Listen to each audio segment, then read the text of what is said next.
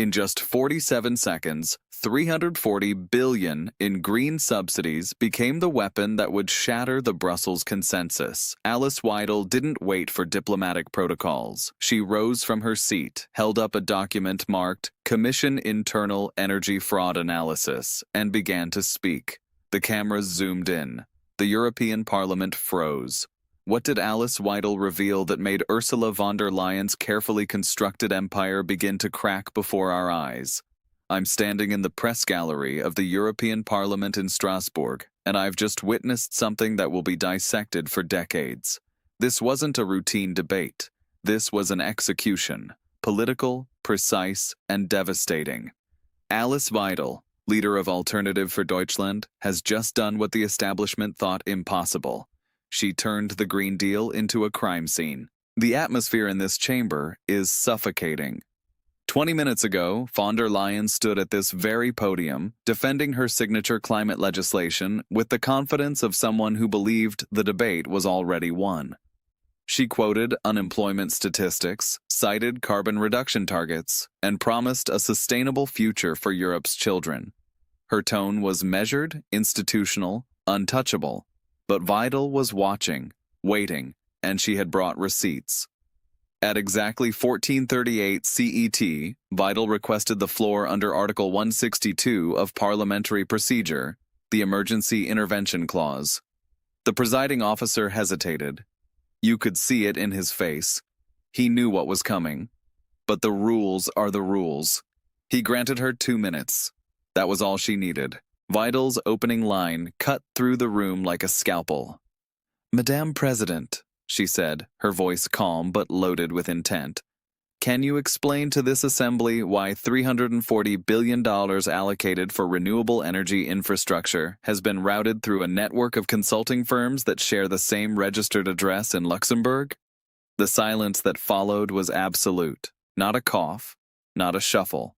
Just the hum of the translation equipment and the sudden realization that something catastrophic was unfolding. Von der Leyen's face remained composed, but her hands betrayed her. They gripped the edges of her folder just a fraction too tightly.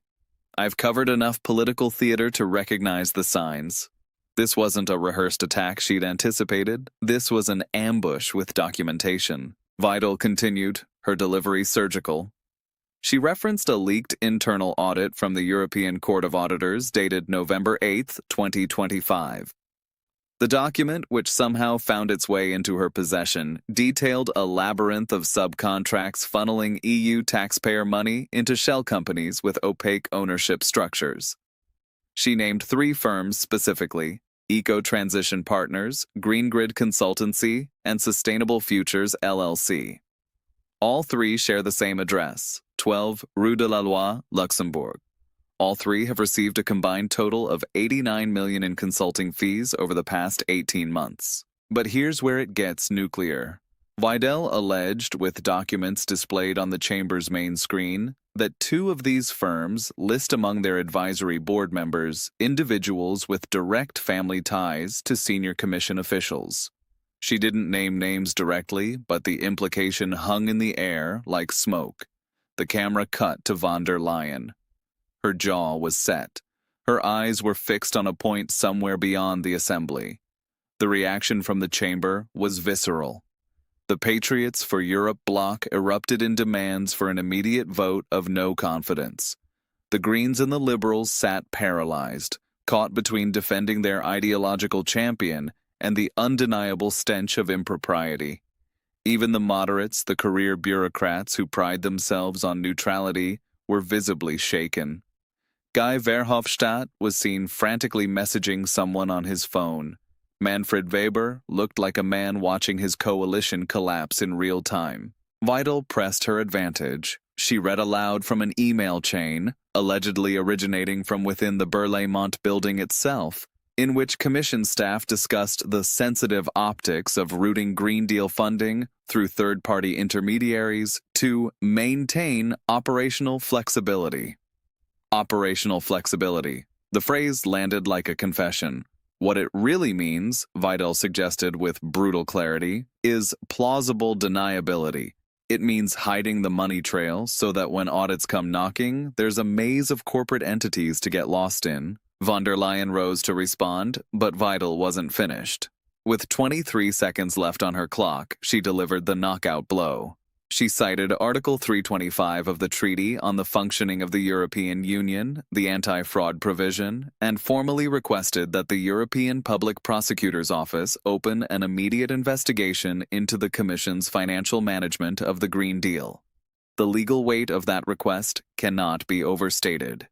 If the EPO takes this seriously, and with this level of public exposure they almost have to, von der Leyen's immunity as Commission President becomes irrelevant. But Weidel had saved the most damaging evidence for last. She displayed a wire transfer receipt, transaction ID EUG 2025-444781, showing $14.7 million moving from the Commission's Emergency Climate Fund to a Liechtenstein-registered entity called Horizon Climate Advisory on March 22, 2025.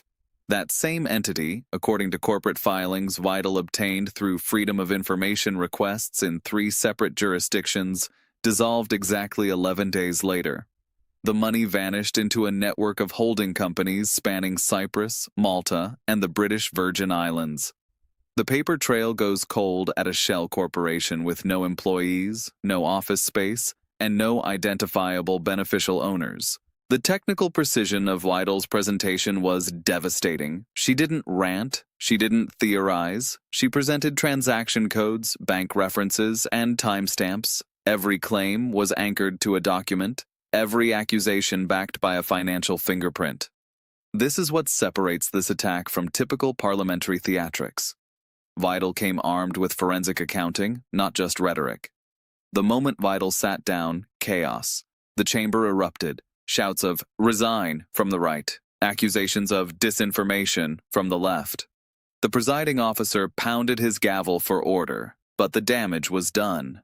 The institutional facade had cracked wide open, and everyone in that room knew it. Von der Leyen attempted a rebuttal, but it was weak, defensive, and entirely unconvincing. She claimed that all Commission spending undergoes rigorous oversight, that the allegations were politically motivated distortions, and that she welcomed any investigation that would clear the air. But her voice lacked conviction. You could hear it. The audience could hear it. And most importantly, the markets heard it. I watched her closely during those 4 minutes of response. Her prepared talking points disintegrated under the weight of specificity Weidel had deployed. She couldn't refute the transaction codes because doing so would require admitting she knew about them. She couldn't dismiss the Luxembourg address because it's a matter of public record. The body language was everything. Von der Leyen kept glancing at her chief of staff, Björn Seibert, seated 2 rows behind her. He was typing furiously on his phone, coordinating damage control. Her Director General for Budget looked like a man calculating his exit strategy. And then came the moment that will define this scandal. A junior MEP from Romania stood up and asked, "Madam President, have you personally reviewed the beneficial ownership documentation for the firms receiving Green Deal contracts?" The chamber went silent.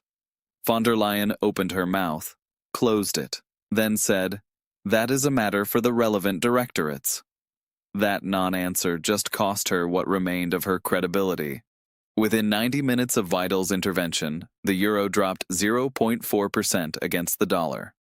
Not a catastrophic collapse, but a clear signal that investors are spooked. The Financial Times ran a breaking news alert titled, "EU Green Deal Under Financial Scrutiny After Parliamentary Bombshell." By 1645 CET, European green energy stocks were in freefall. Vestas wind systems dropped 6.2%, Siemens Energy fell 4.8%. The entire renewable sector lost $23 billion in market capitalization in a single afternoon. This isn't just a political scandal anymore. This is a systemic financial crisis in the making. If investor confidence collapses, the entire European climate transition architecture could implode, threatening $1.8 trillion in committed capital over the next decade. But here's what terrifies the Brussels establishment more than the financial scandal itself. Weidel has just demonstrated that the populist right isn't just shouting anymore. They're doing their homework. They're obtaining classified documents, they're building legal cases, and they're using the EU's own procedural mechanisms to dismantle it from within. This isn't just about von der Leyen anymore. This is about whether the European project, as currently structured, can survive the exposure of its own contradictions. For years, critics have argued that the EU operates as an insulated technocracy, accountable to no one and enriching a connected elite. Weidel just gave them proof, and the timing couldn't be worse. With elections looming across the continent and nationalist movements gaining ground, this scandal is rocket fuel for the anti-Brussels narrative. The ultimate question now is whether von der Leyen can politically survive this. Her allies are already distancing themselves. Off-the-record briefings from Commission insiders suggest panic. Senior diplomats from Germany and France have begun private conversations about succession planning.